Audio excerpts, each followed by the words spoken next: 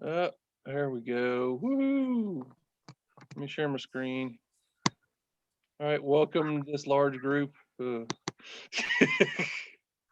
the Lumpkin County ARES May. Is it May? How does it get to be? Man, It's May already. jeez. Wow, look at that. May the 4th be with you. Anyway, usual agenda. We'll do announcements. We'll look at the month in review. We'll talk about a digital deployment exercise we'll have in May, and we'll look at some GoBox stuff. So announcements, do I really have to read over this for the 150th consecutive month? This is the same slide. Anyway, I won't read over it, but I will yell at you guys for not checking into the district WinLink net. David did this week. I think, Jim, you checked in last week or week before or something like that. I'll just nod. So yeah, check into the net there. Here. All right, moving on there. So more announcements. So of course, Skills Day for the club is on the 22nd. That's down at Vinny's. Jim, did you go down there with Renee? I did. Yeah. Yeah. How was that? Oh, first of all, the facility itself is fantastic. I mean, this thing is humongous. It's like a dance hall. It's got to be about 40 feet by 60 feet or something like that. It's just amazing. So it's more than enough room. It's really good lighting, huge garage doors. He's got electricity, air compressor if you need that for some kind of demo. There's a restroom inside there, so you don't have to run out in the woods. Okay. And yeah, I know. Take all the fun out of it, right? You can still run out in the woods. You don't have to. Yeah, well, you could. Okay. Yeah, that's true. Okay. That's true. So it looks perfect for us. Now, Vinny said he's going to have tables. I don't know. We probably should each bring a chair of our own, though. Yeah. Maybe chairs. And I was thinking of bringing a little folding card table to set my stuff up on. Yeah, that's probably good. At least to keep distance from each other. Bring your own folding table. Bring your own chair. Well, I don't mind if somebody stands around me, because after 8 weeks of my second COVID, I'm about as resistant as it's going to get, right? It's not going to get any better. And Lumpkin County's pretty safe here. I mean, we're not dropping like flies or anything like that. I might maybe kind of go up the day before and string up an antenna for 20 meters. Okay. I can't for the life of me get that slow scan working on an RSP1 SDR. Okay. But I did get FL Digi working on it, so we could receive, because there's always somebody on FL Digi someplace. Yeah. And we could receive FL Digi. Can't transmit, it's just a receiver, unless somehow we come up with a transceiver, a little miniature transceiver or something for 20 meters, but I don't see that happening. All right. Well, that's good. That's a good place. That's what Renee said too. It was a fantastic place to do Skills Day, and I don't think it's too inconvenient for everyone to drive down there either. Well, be real careful when you get down there, because it's easy to get down to 53. You know, I did 136 to 9 to 53 right through Dawsonville and another little traffic circle and continue on. But I buzzed right past his place because it's like a little driveway that scoots down to the left. He does have some flags, but boy, it sure is easy to miss. So once you make the second rotary, I mean, really start looking to your left and his flags there. All right. Well, very good. Who else plan on being there? Well, I will. Yeah. David. I want to go. Yeah, I'm planning on going. Okay. I hope we got a lot. Send some kind of directions. Well, yeah, I'll make Renee do it since that's a club function.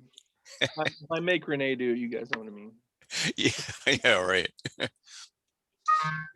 It's easy to find until you get there.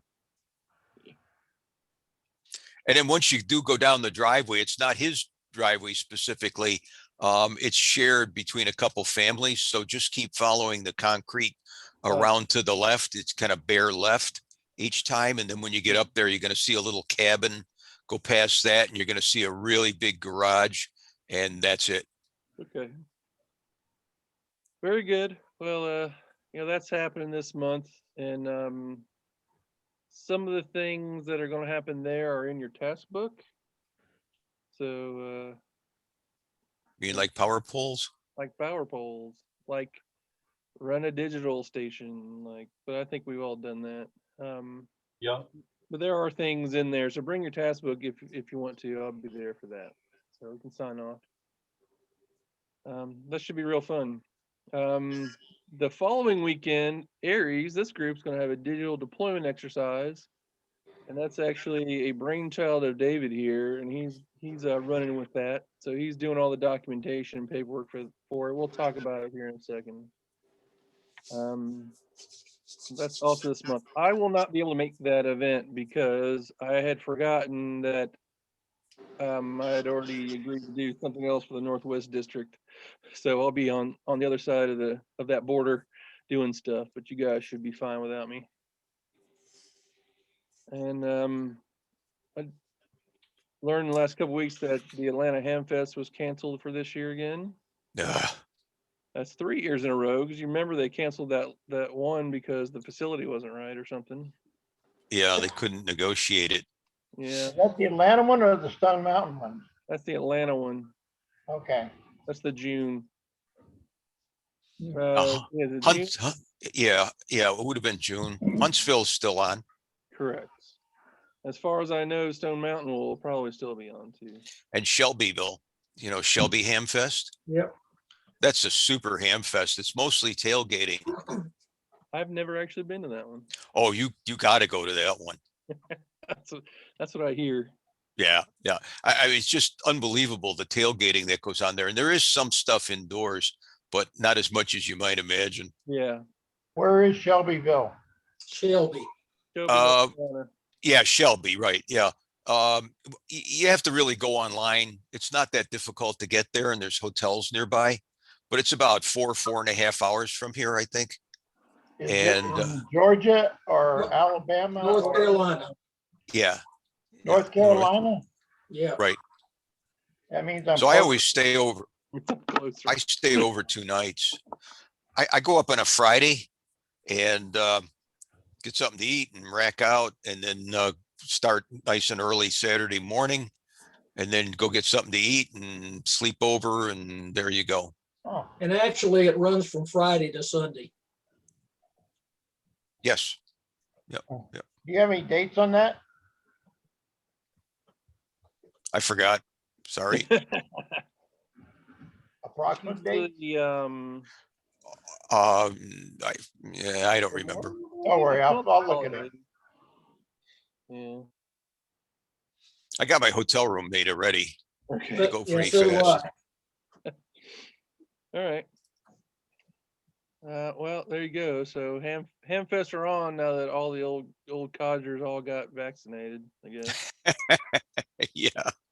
So I was talking to a group earlier. It's guys around my age, and talking about how awkward it is to be in person in public, without a mask. And I was like, well, the only large group I've been in was a ham radio club meeting outside in a pavilion, and everyone there was vaccinated because all those guys got their vaccine long time ago. It's That's pretty safe. September 3rd through 5th. Okay. So I guess the big one for us is, are we going to go over to Huntsville this Yeah. year? We probably will. I am definitely going. I got my hotel reservations and everything made. So Yeah, we probably won't go. Where is this? Huntsville, Alabama. Oh, that's a big ham fest. It's the biggest one in the South. Not the biggest one. It's the best one. In the It's South. the best one. Yeah. What day is that again? It's in August. Yeah.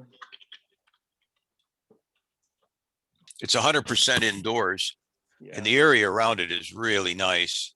There's a lot to do and see in Huntsville too. If you want to stay a couple extra days, I normally do. I'll go up the day early, do some things, stay a couple of days, do some things. Yeah, we usually drive over on Thursday night, right? You drive over the mountain. It's a great adventure actually to get over there. So you go to Somerville and go over the mountains, and there's a little town called Mentone, Alabama, right over on the other side of the line. And it's got 2 of the best restaurants I've ever eaten at in my life. The population of the town's probably 110. And they're all old hippies. Yeah. What's- old hippies. That's So, where What's that, the name of that town? Mentone. Mentone. that's Oh, where yeah, I've that, been there. they Yep, have I've been quail there. farms over there. They have what over there, Rick? They have quail farms over there. Oh, yeah, they do. Yeah. You can, and at the local stores, you can get these big jars of pickled quail eggs. Oh, They are awesome. nice. You know, a few beers and a few pickled quail eggs, man, you're set.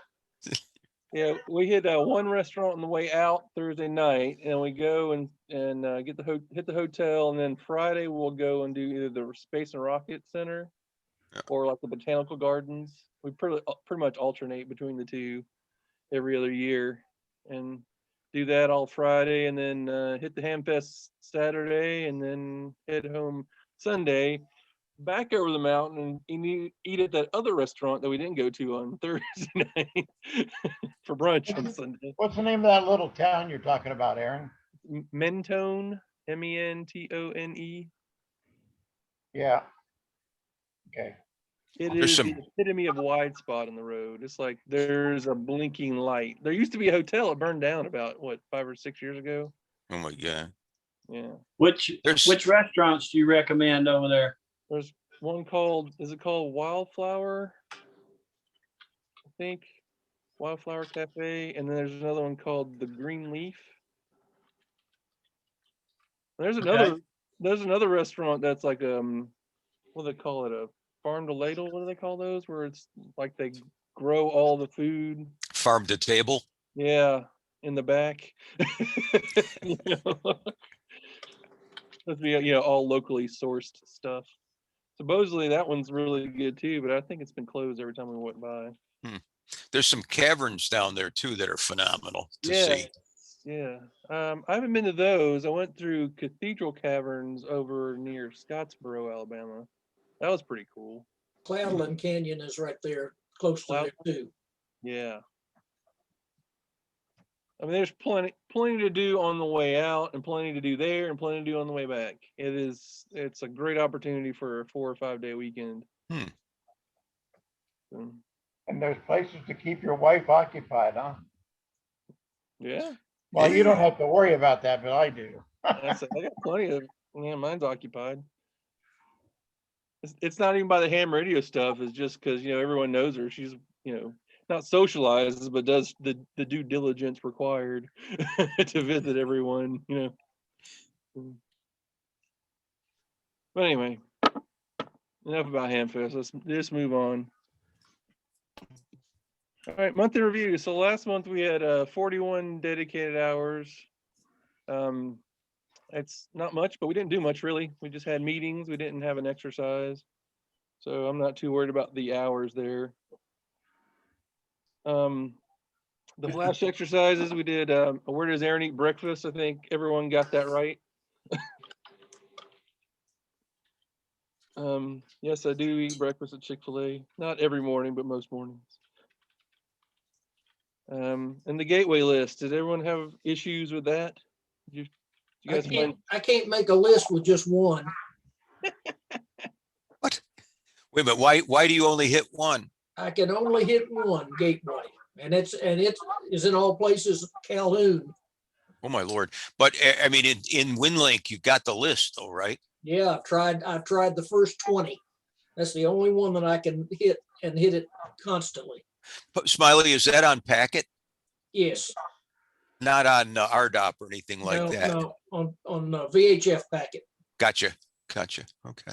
Smiley, you might want to try that Win More HF if you can get that going. I got a lot more success with the HF usually. Ever since Aaron put his station on, I wasn't having much luck with 2 meter, but now I am. But where you are, that HF might come in handy. It probably would, and I've got to get doing that. I've done a whole lot of revamping here and building go boxes, and just hadn't really had a lot of time to deal with it. Well, I tell you, I was having no luck at all with RDOP with my radio with the Flex. So I went over and tried Vera, and that was extremely successful. I can hit any gateway on the first try, every try. There's no errors or anything like that. I've managed to send 4 messages over 2 different gateways. You got the 991A, don't you? No, sir, I got the Flex 6500. Oh, I see. Well, did you notice, did they have any kind of, you had to join or buy some software or something that was kind of expensive? Did you notice that, or? Well, I have the latest, greatest release 3 software for a Flex, but that didn't seem to affect the latency. I think. I'm talking about the Vera. When I tried to sign up for Vera, they said that there was a Vera software you had to get. That's correct. Yeah. Semi-correct. There's a demo version that you could continue to use as long as you don't mind a little pop-up. And it's baud rate limited to 175 bits per second. But it's perfectly adequate for short messages. Yeah. So I haven't made the decision yet, pull the pin on buying the $70 version. I guess it's 70. I don't know. You could buy the unlimited version, and then the unlimited version, I think, is screaming fast. Yeah, I may want to try that. I like to have as many options as possible. Well, I liked it, the fact that it was so reliable.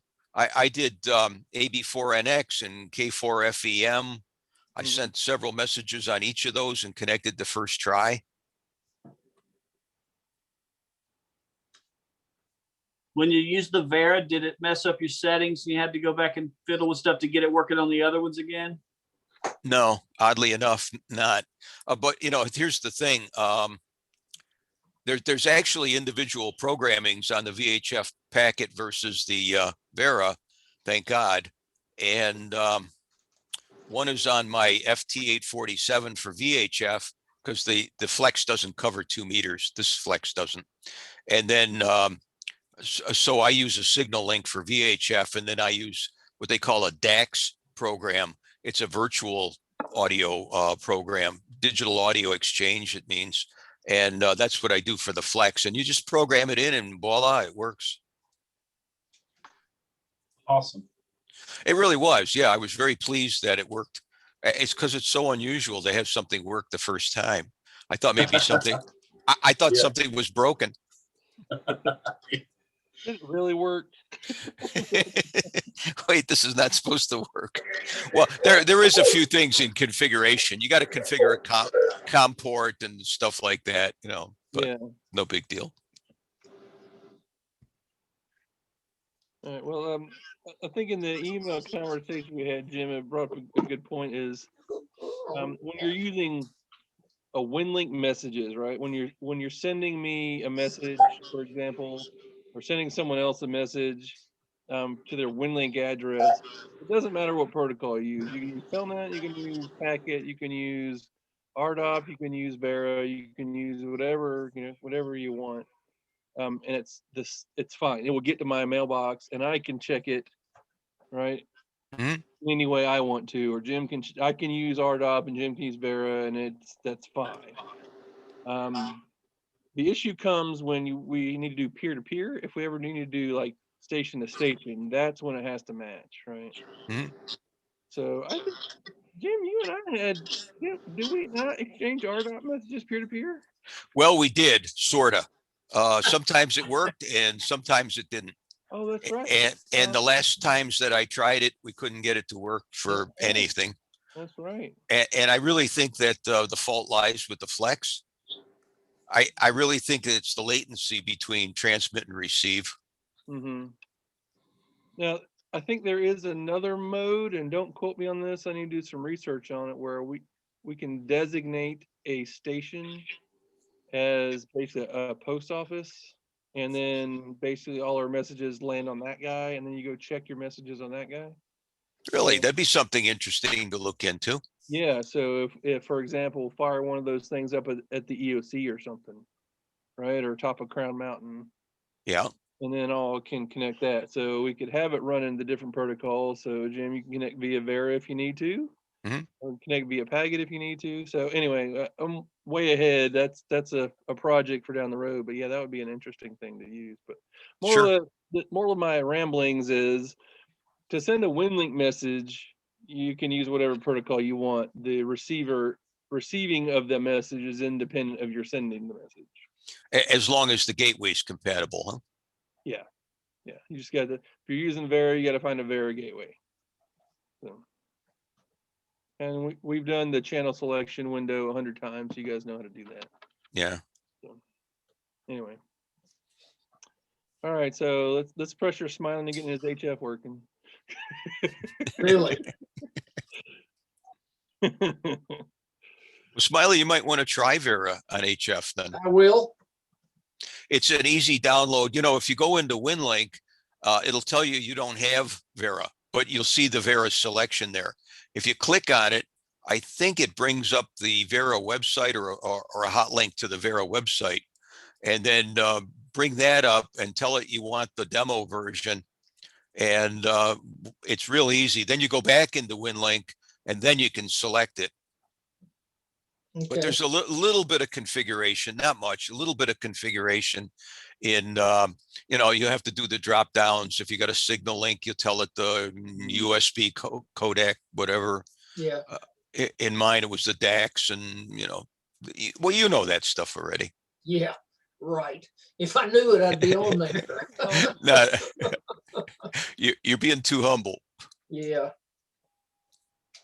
Oh, David dropped off. Oh well. Uh-oh. All right, so that was our month in review. We didn't really do much other than the meeting. So anything else that we did last month that I forgot about? I don't think so. It wasn't the death race, was it? Did we do the death race last month? I guess it was. Yeah, see, there you go. There you go. That's right. No, That was in March. that was in March. Yeah, because I Oh. was like, I already put those. I would have noticed those hours. Could have been like among the 5 of us, I think we had close to 80 hours for that, just for that one event. Oh my God. Jeez.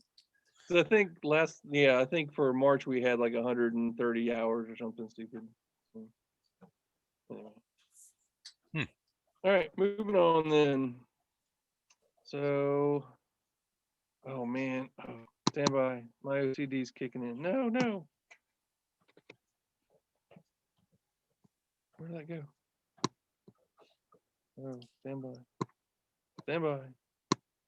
Do not adjust your set. My obsessive compulsive disorder will not let me have that bullet right there. Okay. What's So David IAP? Incident action plan. Oh. Oh, here comes David back. We'll get him in here since this is his time. Waiting for him. There he goes. Wrong button, David. Sorry, I lost the connection. All right. Well, just in time for the deployment this week, this month. Okay. So just pull it up here. So Oh yeah. I tried to buzz up. My girlfriend called me. Thought something might be wrong, so I just switched over, and then when I came back, it was gone. So I had to come back. Okay, it's all good. It's all good. All right. So All right, I'm ready. So we'll have an exercise this month. It's going to be the 29th of May. We're going to have it at the Bull Mountain parking lot, right? So that's the same place we did the death race from. It's a big, huge open field. It's pretty far in the woods. Not a lot of traffic going through there. I mean, there's going to be some people, but you know, they're just like walkers, or actually, I think we saw more horseback riders than anything, other than other than the runners in the race last time.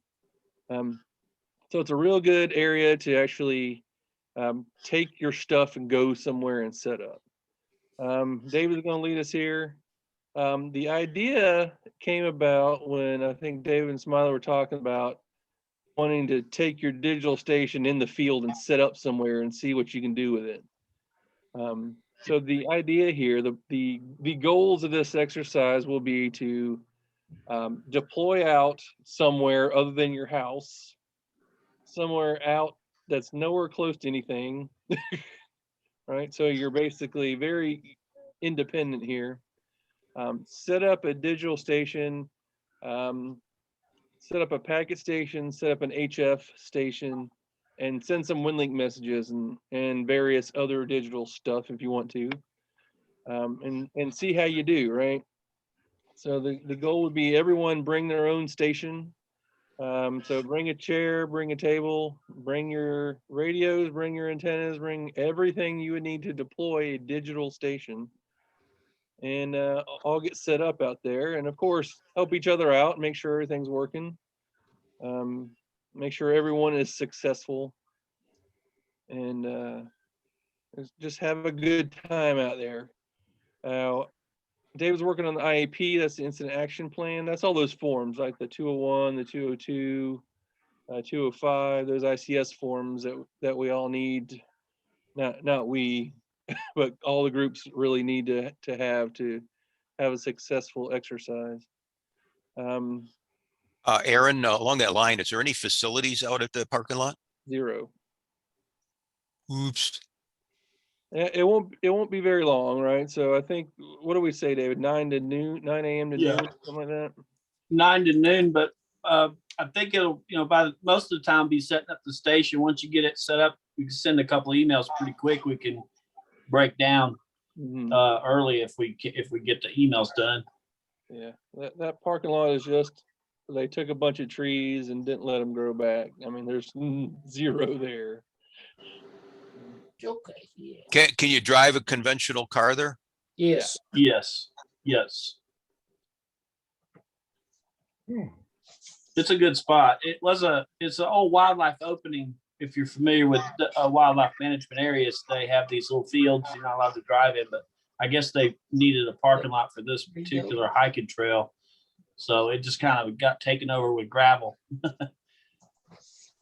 Can you send some directions to this thing, or a location or coordinates or whatever? Yeah, I got all that in the IEC report that's gonna go out as soon as I finish it. I gotta finish it up tonight. Okay. How far is it? Can you get there from here? Yeah, it's Yeah, go ahead. You know where Nimbleville Church is? No. Off of 53. When you head toward LJ, you take a 50. What is that? 52 out.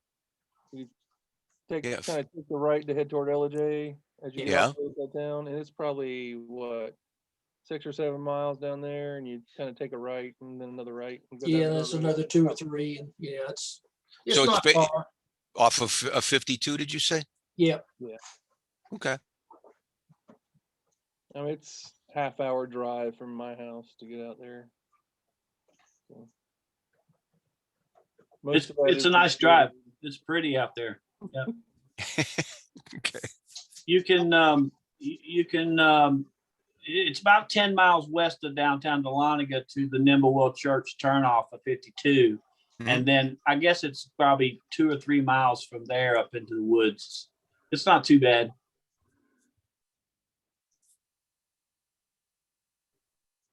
Yeah, if you can make it, it'll be a good one. This will be a real face-to-face, or I guess in person, a real exercise.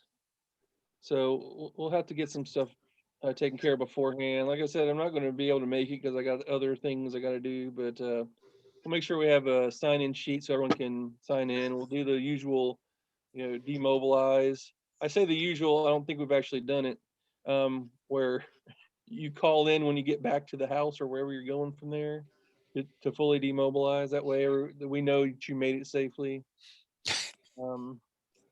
Everyone should have their 214 forms, right? Their messages, their, recording the events that they sent, the event that they sent a message, right?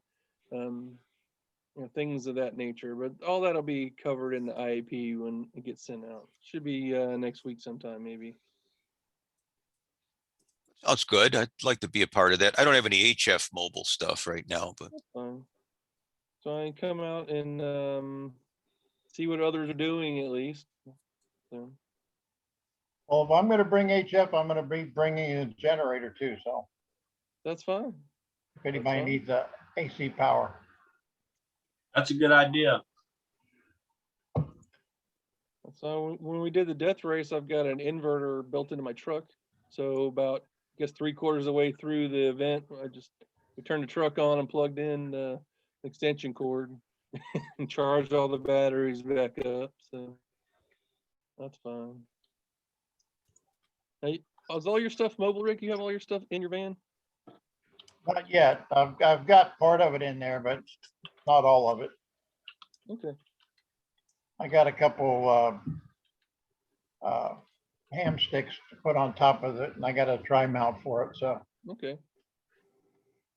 Very good. I've got the same kind of setup. It's a telescoping pole with a tripod and it's a ham sticks, but I'm gonna bring an extra G5 RV that I got in case we need that.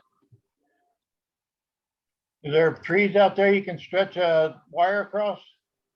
Oh yeah. It's in the woods. Yeah. Okay. Yeah. When you pull in the parking lot, there's kind of like as you're first coming down, 2/3 of the lots to your left and the third is to the right, and the trails are off to the right side and behind you.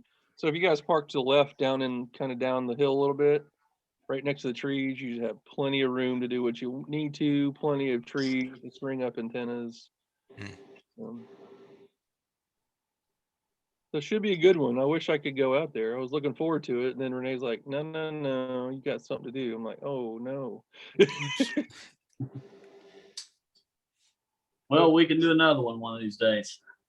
Well, actually, I'll tell you about what we're doing is the state ARES leadership is starting I guess a few years ago they had a mobile command vehicle exercise out at Lake Lanier, and basically they had ARES groups, they had municipalities, they had military, they had GBI out there, they had GMA out there, they had FEMA out there. It's basically a mobile command station exercise where you roll your trailer in, roll your comms trailer up, right? Or you roll your RV that the county gave to you or whatever. Or the famous one was Hall County ARES has an old taco truck that they use for stations. Yeah, I heard about that. Yeah. I heard it worked great. Yeah, it works great. So that was an exercise for that, right? So it was a couple days, and what they would do is they'd set up and they would be given tasks to do, a list of tasks to do. And while they were doing those tasks, they would get sabotaged, basically. A guy would walk up and put a piece of paper down and say, well, during the night last night, someone broke in and stole your generator. Now what are you going to do? You know, that type thing. Oh, yeah. Right. So those type of injects. So they didn't want to do something at that scale, but what the state ARES leadership wants to do is something like that district wide. So the Northwest District is that weekend, the 29th.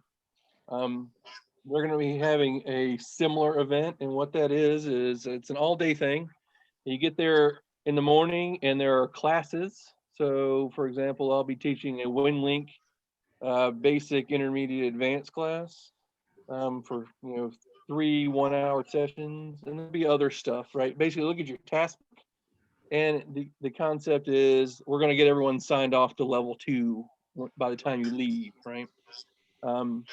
So you do all the classes that are offered are tasks in your task book, right? So you do that in the morning, you break for lunch, and in the afternoon you go to either your trailer or your site, right? If you don't have a trailer, you just set up some pop-up tents and some chairs, and you have your task to do, right? Not your task book, but the same thing, like establish communications with blah blah blah or whatever, right?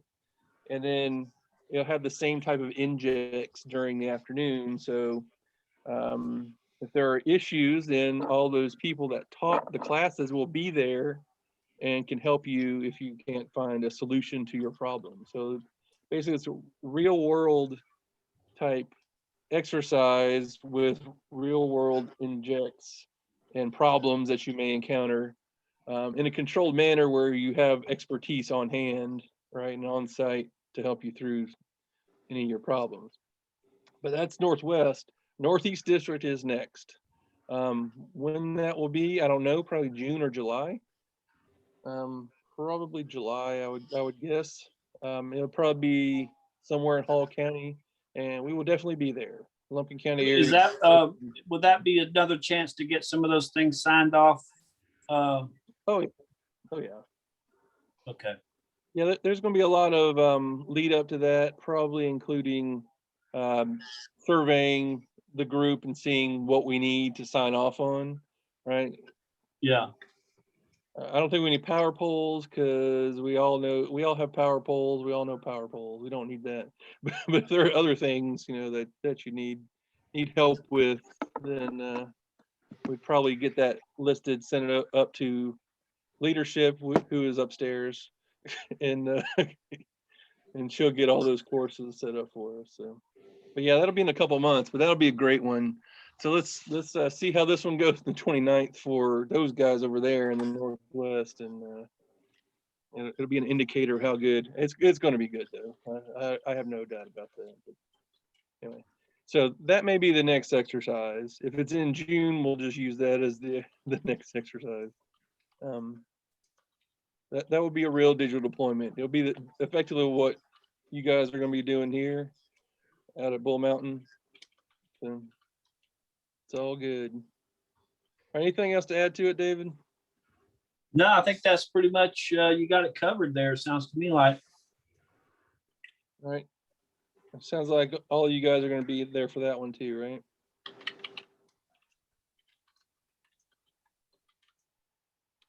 Yes, I maybe. plan on it. Okay. I'll Very get back to work on my mobile rig. Okay. So it is an exercise. It's an opportunity to practice your deployment, right? But that means you have to have a plan. Rick has a plan. I don't have a plan for deploying mobile. I just sort of stuff a whole bunch of stuff in a box and hope I remember everything, which is a terrible idea. So,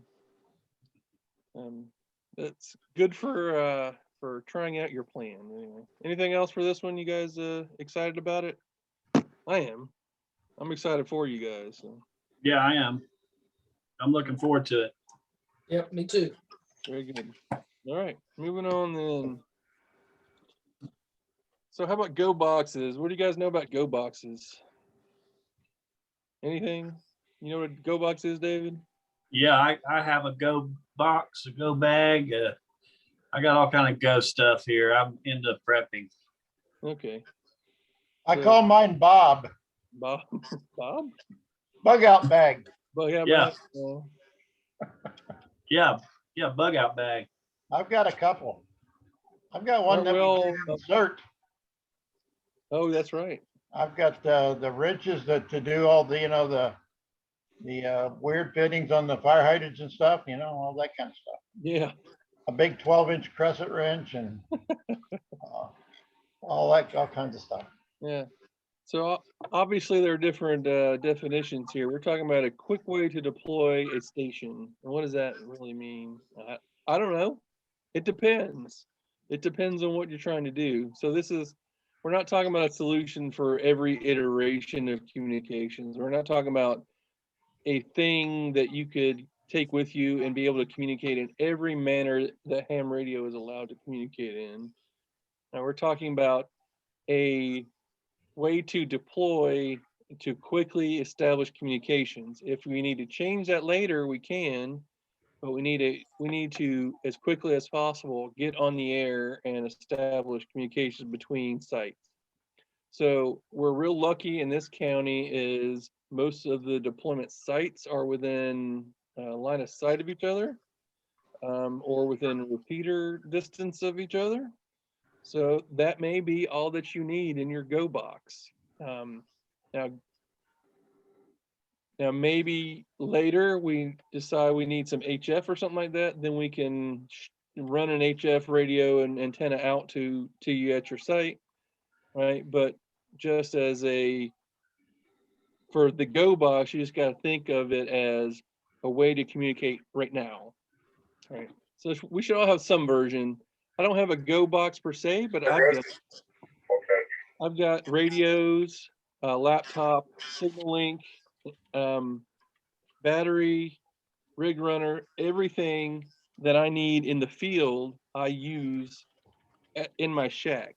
So when the time comes, I got a box over there that I'll fit in. I unplug the antenna cable and I unplug the power supply cable. I shove it on a box and I can get out of here, right? As soon as, assuming I grab my antenna on the way out. Yeah, I got antennas by the door over here. But we should all have some version. We'll look at a few of those. I'm sure we've all looked at these before. This is nothing new. What do I mean by different levels of detail and deployment? I don't even know what I meant by that. Skipping that.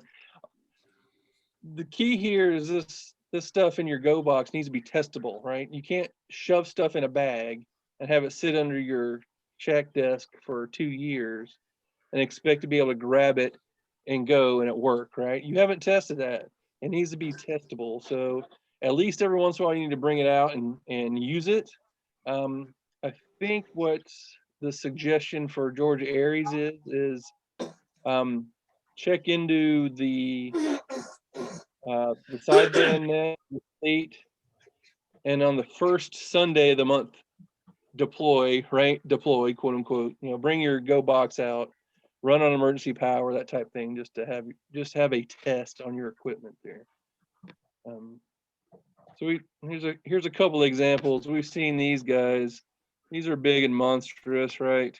HF radio, looks like a UHF, VHF radio, the tuner and power supply. This is a big monster. It's this freaking big, right? Probably weighs 65 pounds. This is probably the same thing, right? It's a little lighter weight, a little slimmer. Well, this is even You lighter. should have a picture of Smiley's go box he just built on there. That thing's awesome. Oh, well, he's going to show it to us here in a second. Oh, sorry. Yeah. Yeah. I found this one this morning. This one's speaking of the wrong genre, not wrong genre, wrong series in the genre. That's a Star Trek logo. I don't know where that came from. But look at this one. This one has a Kenwood. What's the model on that 74 you got there, David? What's the It's a TMD 74. Yeah, so that's like a TMD 74. That's a VHF, UHF. It could be used as a TNC for packet, APRS, D-Star. That's all shoved in this box, along with a Elecraft KX3, looks like. It's got a keyboard here. I assume there's probably Raspberry Pi in there too to do so. That's probably that display back here, which actually, in retrospect, that's pretty cool, putting that display in the lid. Anyway, so that's a little smaller and it has all the function. That's just thoughts to look at. And like I was saying earlier, these three right here are for a lot of iterations of things, right? A lot of iterations of modes and frequencies and bands, right? Well, you may not need that. You can look at stuff like this one right here, which is just, a dual band shoved into a box, a custom box with the custom face on it, right? I don't even know what all these switches and stuff are for. See, there's one similar here. This is a fancier radio, but it's just the radio. It looks like a power supply with some connectors. And then, of course, this one is just the radio just shoved into some foam in a box, and that's what you take with you. If that's good enough for what we need to do, then that's good enough. We don't need anything fancier than that.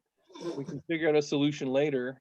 Like I was saying, you just need to work on deploying right now, getting communications established as soon as you can. You guys have anything similar to this, or is it just kind of a stack of stuff you throw in a bag, or what?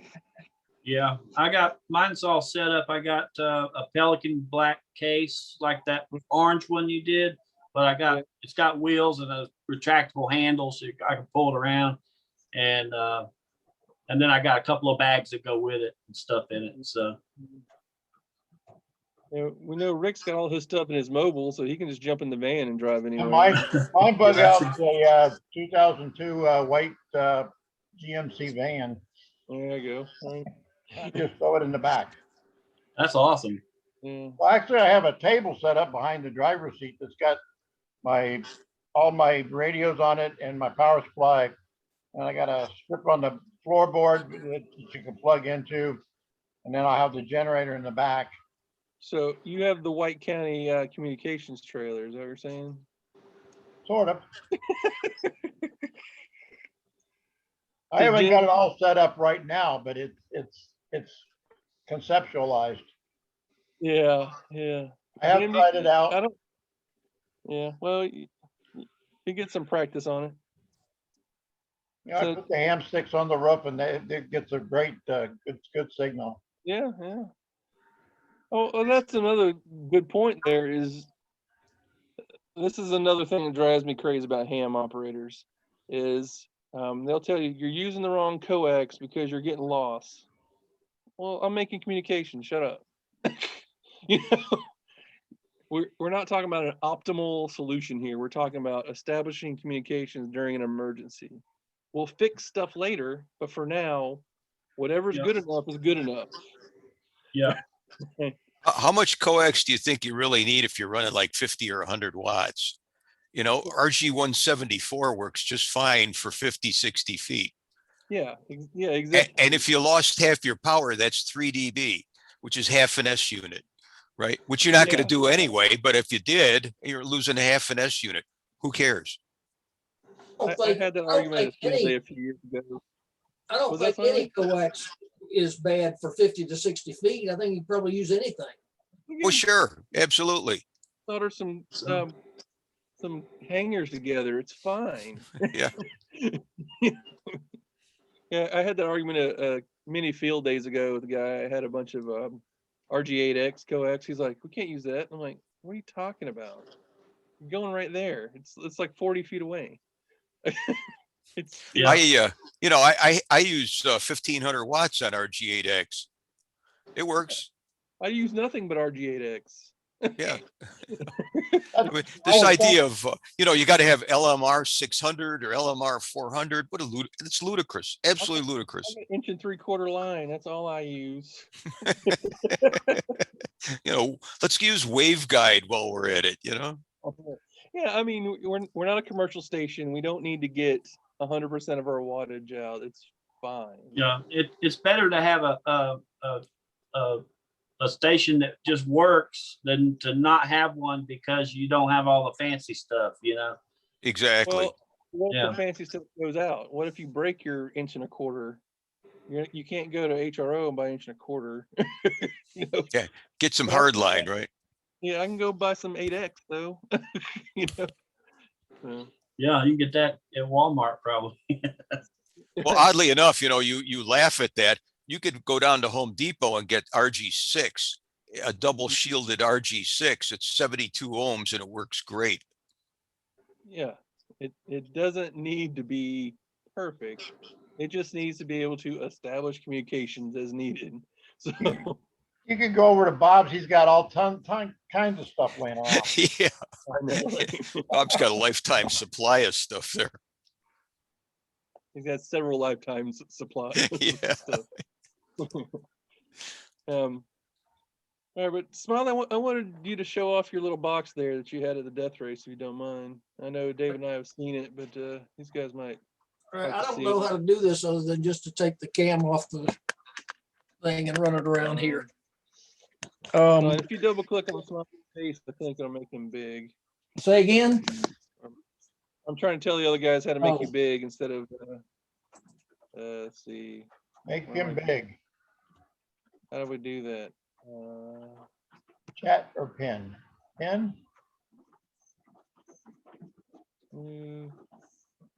I don't know what this does. What did I just do? I don't know what I did. Let me just stop my share here. Hold on. Uh-oh, I lost everybody but Smiley. Oh, there he is. Yeah, there he is. Holy cow. Oh, you got it? Everybody got it? Hold the camera still. I'm getting seasick, but I see the. Oh, shut up. Yeah, there it is. There it is. Right. There's the HF Go box right there. That's awesome. Look at that. It's got, I don't know if I can get there. It's got the power supply right there. If I can get the damn thing. All right, power supply. Then it's got an LDG tuner. And let me turn it on here. It's got a voltage meter right there. Okay. It's got place to plug in. There we go. Wow. Yeah. Then it's got a 718. And then it's got a Motorola speaker in it. And those are just undermounted, just mounted to the bottom of the centerpiece there. Sorry? The radio and the speaker just mounted up, right? Yeah, it's just mounted on a regular mobile mount. And so you can just grab that and take. Yeah, it's got, yeah, And go, right? it's got handles on it. Oh yeah. Yeah, you can't, my cord isn't long enough. I saw them. Yeah, we could see them. And then here's I just finished this VHF Go box over here.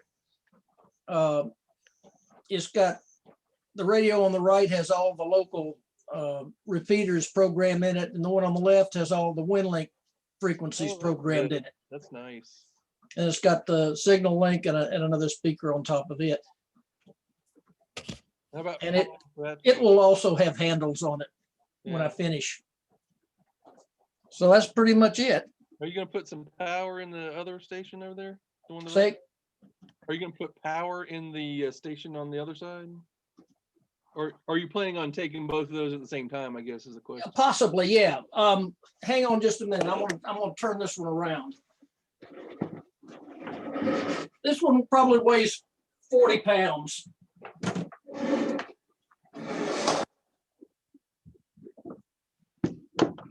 Those look really rugged too, like you could bang them around a little bit. Okay, it's got a power bus right there Oh, yeah.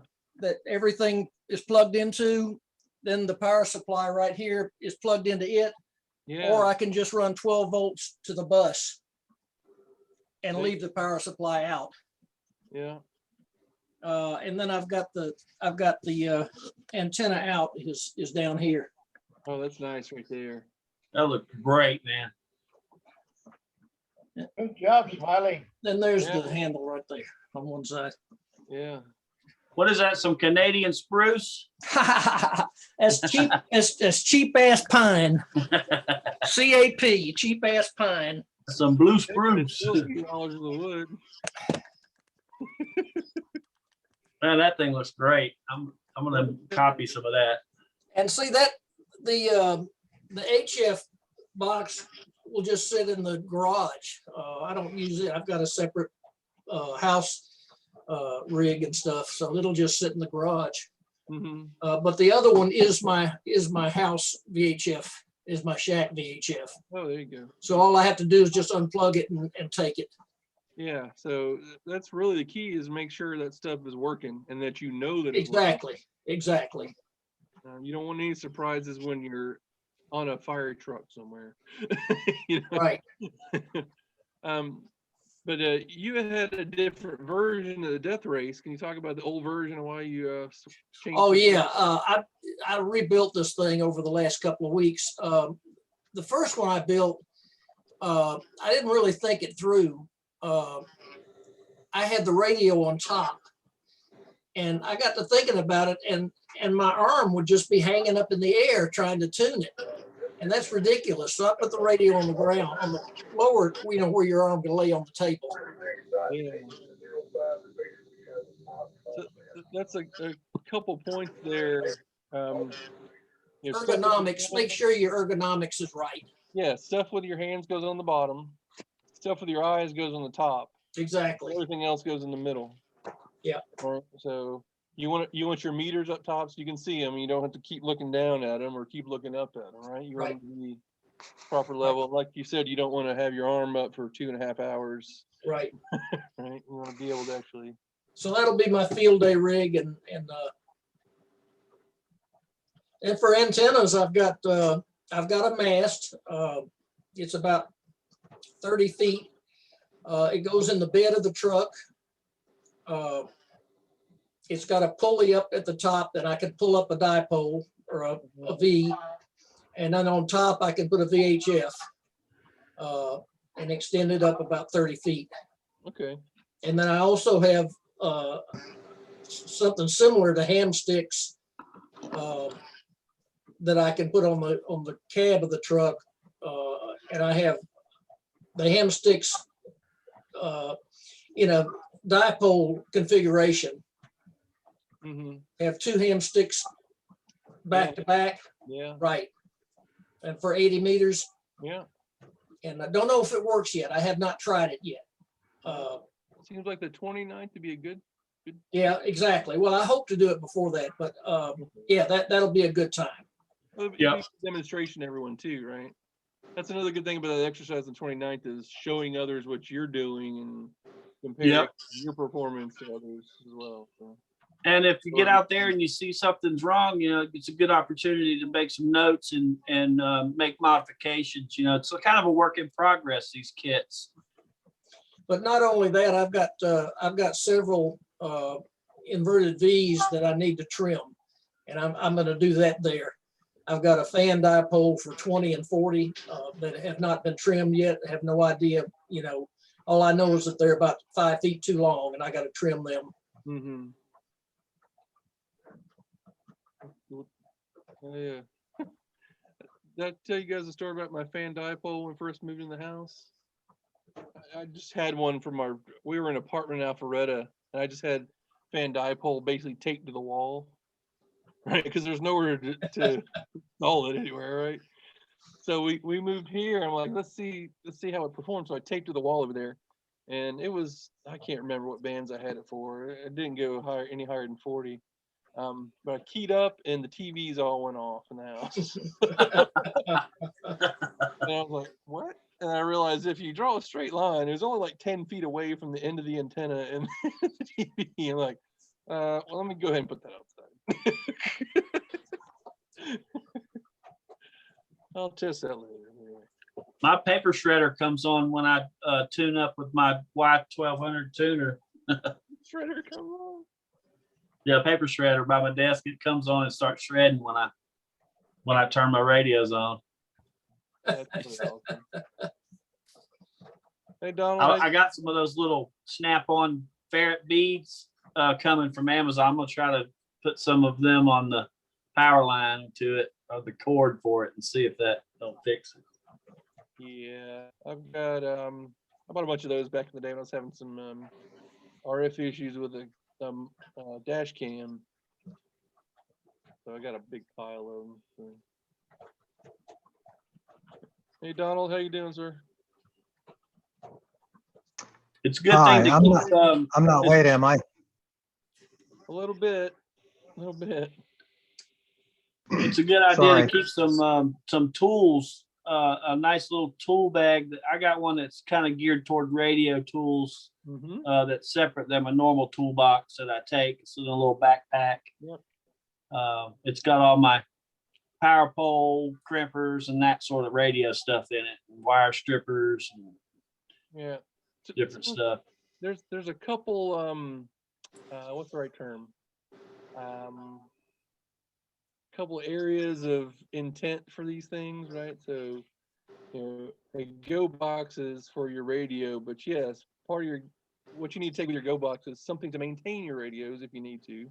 So that would be your little tools, your crimpers, stuff like that. And then there's always we mentioned bug out bags earlier. That's your personal stuff, right? If that's don't forget you gotta feed yourself. What was that? Don't forget you gotta feed yourself too. You gotta feed yourself. You gotta keep the operator alive. This is we'll learn from Hurricane Maria in Puerto Rico, things like I take high blood cholesterol medicine. I need to have enough to last me a couple of days, right? That's beyond the scope of we could have whole conversations about like you said, keeping the operator alive, especially on longer deployments. But a quick note on that, and I'll be quiet about it, but the go box, it's good to have. I noticed you had that note about level of detail. One comment I have about that is I have a go bag that's for my vehicle, and then inside of that I got a small one that's a on foot go bag that's totally itself contained. So if I have to bug for my vehicle, I've got a smaller one that I can go on foot with. Yeah. And that could be good if say there's something happened and the local EMA needs us to deploy for 4 hours or something like that. Maybe you just need to take your little bag, right? You don't need to take a big bag. So all these pieces anyway. Cool. Well, that's good stuff, Smiley. I like your little boxes there.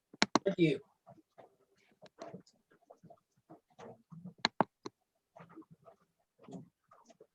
I really want to get a similar thing set up right here and have, the same thing. Like I said, I can take the UHF VHF radio and the battery and the power bus and everything here, but it would be good not to have to shove them in a bag or box. Yeah. What are you up to, Donald? Donald here. Yeah. Not much. You? Yeah. Just talking about go boxes. You have a go box? Sort of, yeah. What does that mean? That means I have some stuff in a box and a bag, and I don't have a lot of stuff, so I can pull it together pretty quickly and operate portable for HF and mobile for UHF and VHF, at least for voice and data. Mm-hmm. That's good as long as you can do that. And I think at this point we're all practiced enough that we can, well, one, we follow Smiley's lead and we have lists of things, right? Before, well before an exercise, we make a list of I need X, Y, and Z. And I think we've done those lists enough that we know what we need to have in different levels or lengths of deployment. So if it's 4 hours and we're just running around the county, you know what? Probably this HT is probably good enough. Want to prepare for the situation properly. Cool. I think that's all I had. Let me see.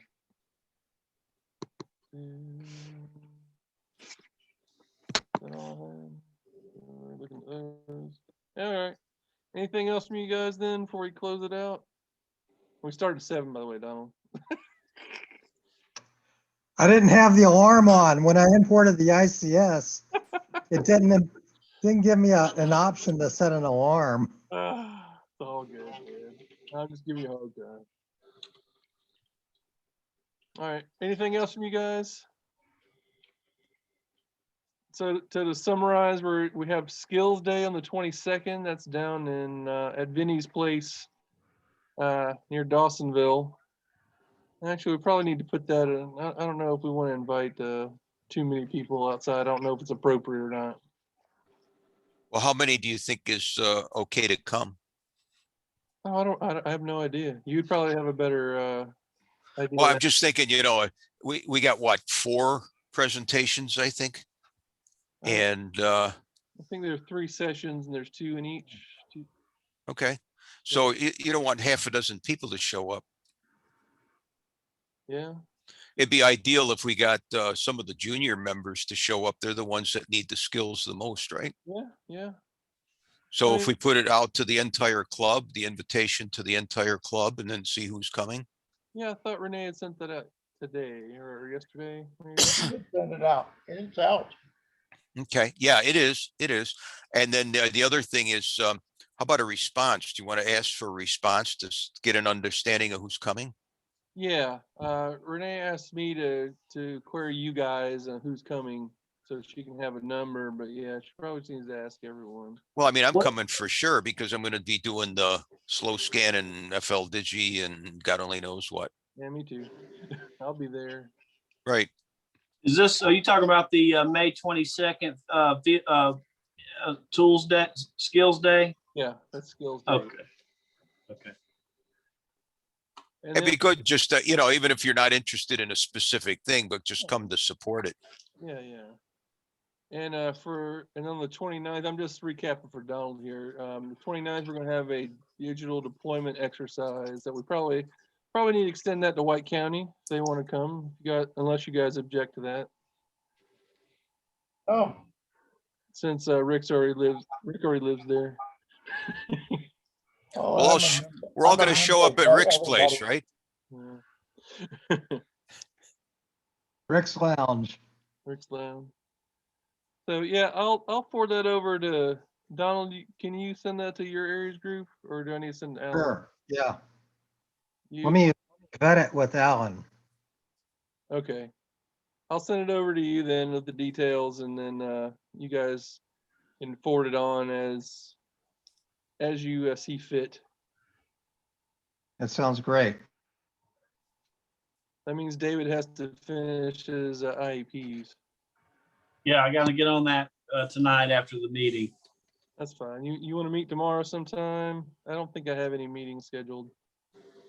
You want to get together, you and I, about 8 o'clock again? Yeah, we can do that. All right, I'll send you something then. All right, that sounds good. We'll go over them all and get it wrapped up, packaged up. All right. Anything else from anybody? All right. Well, as I always say, if I'm not doing a good enough job, call Renee and complain so she can fire me. Not a chance. Trying. By the way, I did send Lorraine the update for April today. She did respond pretty quick. She asked for storm damage report for tonight. So if you guys see any storm damage, then just reply to that email on the group IO. It'll be fine. Jim, did you see anything over there? Because she said there was damage to Old Dahlonega Highway and Peck's Mill. Well, I So, do have a lot of leaves down on my front deck. yeah, I know. I think there's an old tree down on our road that someone cleared out, but I don't. It really was not that bad here, to be honest with you. It was just water. It was just waterfall. That's all. Yeah. A quick update on that. I'm looking at the weather right now. That storm has moved into Georgia. It's hitting Atlanta, but it's all going to the south of us. It's weakened up here. So I think we're going to dodge that second line that came in. Okay, that's good. Well, keep an ear out if you feel like we need a spotter or a Skywarn net, then go ahead and start one. Right, you don't need to wait for someone. Get on the 443-100 or listen over in the 146-910 out of Cleveland. Alan's probably already got one going or something. So, well, let me tell you something from last Saturday when I got hit with the hail. But when you're getting hit with the hail, it's hard to sit down and sit down with your radio and figure out who you're going to contact because the radio's out in the garage and I ain't running out through 1.5 inches hail to get to it. yeah. And Dina's got me locked in the bathroom because it sounds like they're pouring rocks on the roof. Well, So, it's got to be some preparation there. well, we can apply common sense. You don't really need to report it immediately. You can wait for it to go away and then report it.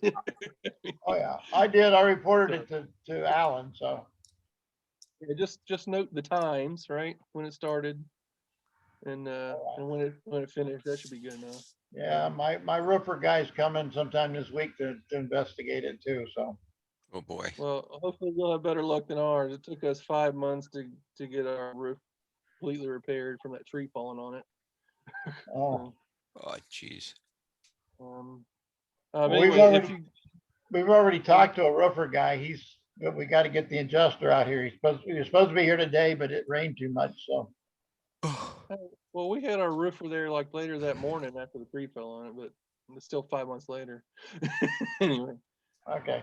So if you feel that we need a weather net, go ahead and start one. At least just monitor the 443-100 and throw your call out there and see who's listening, and Okay. get reports, right? What do I have to, if you do something like that, you just call Pete and let him know what you're doing first, or you just say, is this frequency in use, and just announce you're starting a net for local? Yeah, just announce. Pete has said that we can use a repeater for whatever we need to. I'm like, I'll call you when we're doing stuff. He's like, no, man, you can use a repeater for whatever you need to. Like, okay. So Okay. nets like that don't, hold the repeater for hours and hours and hours. It's not like 6-gap where it's Renee talking for literally 12 or 14 hours. So it's not too big of an impact. But yes, we have an open invitation to use those repeaters. Do we have a script for a net like that if we were to have to do a Lumpkin County kind of local ARES net for us? No, Or is it pretty informal? it's pretty informal. You just basically get on there and say, we're tracking, storm damage. If you have any damage, then call net control after you identify yourself, of course. Of course, like I said in the email I sent earlier, Weather Service doesn't really care about little stuff. Little stuff being what winds under 50 miles an hour, hail under a quarter size. But they do want like trees down and building damage and stuff like that. And they want your closest intersection. Yep. They'll know where you're at. So just make sure to collect all that stuff. But I don't think we'll probably have need for one today. All right, anything else? Last chance. Going once. Going twice. All right, that's it. I appreciate you guys coming tonight. Okay, thanks for running it, Aaron. Yeah, thanks. Okay, thanks, Aaron. guys. All right, good night, guys. Good May night. the Y'all fourth have be a good with night. you. We'll see you soon. Take care.